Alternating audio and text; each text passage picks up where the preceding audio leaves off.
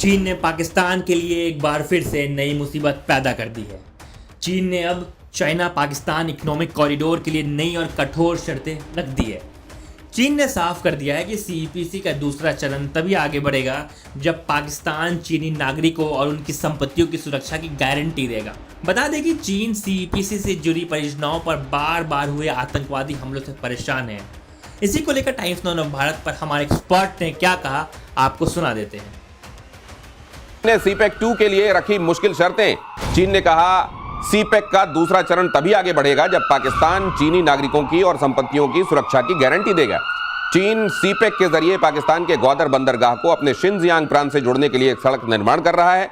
हालांकि यह परियोजना भ्रष्टाचार, बजट और लेट लतीफी को लेकर विवादों में घिरी रही है। चीन इस पर बहुत ज्यादा इन्वेस्ट पहले ही कर चुका है, लेकिन जिस तरह का माहौल चीन को वहां काम करने के लिए मिल रहा है, चीन को यह लग रहा है कि ऐसा ना हो कि हम और पैसे डालें और आखिर में हमको घाटा ही झेलना पड़े।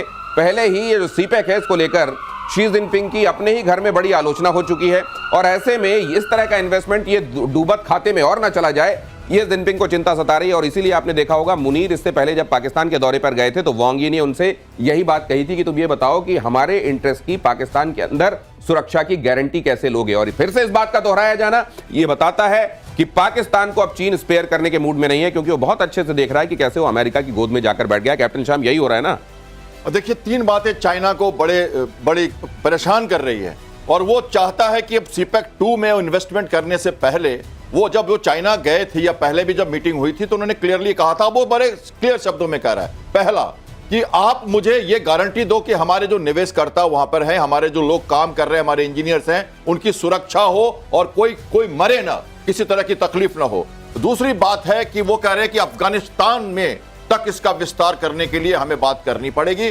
और तीसरी बात कह रहे हैं कि अमेरिका से दूरी बढ़ाओ, क्योंकि उसको ये डर है कि ये रेयर अर्थ एलिमेंट्स जो हैं पाकिस्तान के, मुनीर जी ऑलरेडी लंच करके आ चुके हैं, कुछ कर चुके हैं डील उनके साथ, और जिसके पहले अमेरिका वहां घुस ना जाए और उनके जो पूरी फैमिली है वो सब जो चक्कर चल रहा है वो सब ना हो जाए।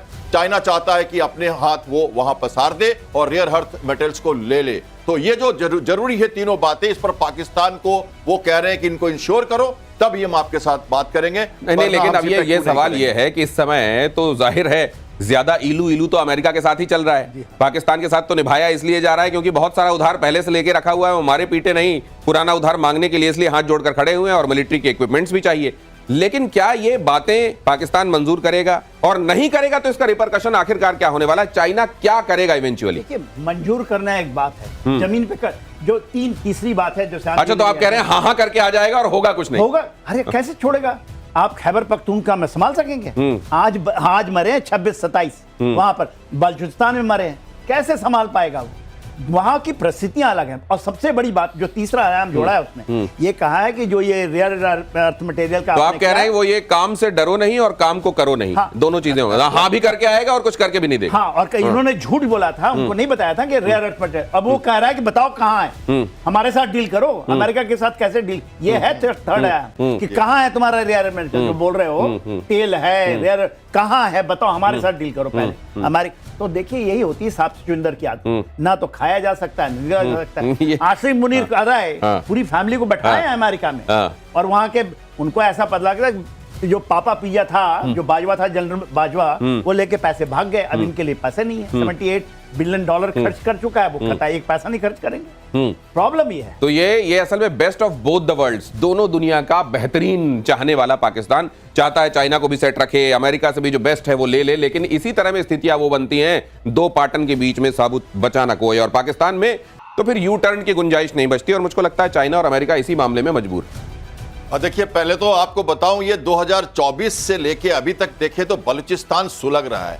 2500 से ज्यादा आतंकवादी घटनाएं, हत्या हुई आतंकवादी घटनाओं में। ये तो देखिए, बलूचिस्तान की अपनी सभा थी, जो लिबरेशन वहां पे जो चल रही है, जो चाहते हैं कि लिबरेट करे पाकिस्तान के, उनकी सेना थी। और जो बानू में हुआ है वो तो सिक्योरिटी फोर्सेस को मारा गया है। तो दोनों तरफ के लोग, 900 से ज्यादा सिविलियंस, 900 से ज्यादा करीब हमारे बलूचिस्तान की जो लिबरेशन आर्मी है इनका, और करीब 700 से ज्यादा सिक्योरिटी फोर्सेस, इतने लोग मारे गए हैं। और अब अमेरिका ने उनको डिक्लेयर कर दिया है कि वो टेररिस्ट ऑर्गेनाइजेशन है, बीएलए को। पर देखिए, अब अमेरिका को लगता है कि बलूचिस्तान सुलग रहा है, और खैबर पख्तूनख्वा में अफगानिस्तान जब देखिए वो हमारे पाकिस्तान तालिबान ने वो घटना की है जो आप बानू में कह रहे हो, तो ये दोनों चीजें इतनी महत्वपूर्ण है। और अमेरिका चाहता है वहां जाके अपने को इंट्रेंच करना, वहां चाहता है अपनी इकोनॉमी बढ़ाना, और फैमिली बिजनेस की सारी बातें हो रही हैं, तो वो चाहता है पूरे की तरह से एक तरह से।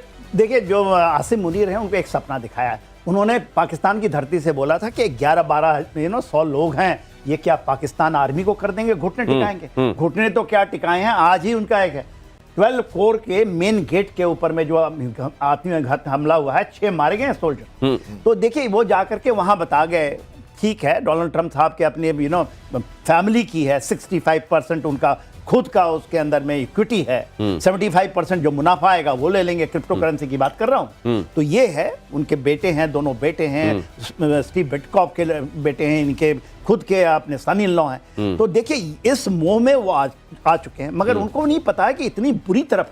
और देखिए, डोनाल्ड ट्रंप जो टैरिफ वॉर में फंसे हैं, आप तो बदल रहे हैं ना, यहां पर इतनी बुरी तरह फंसेंगे। बोलते हैं ना, जैसे जैसे एज होती है कहीं ना कहीं आप छठिया जाते हैं। क्या है ये? और ये तो दुनिया में कहा जाने लगा है कि उनके साथ ये प्रॉब्लम हो गई है।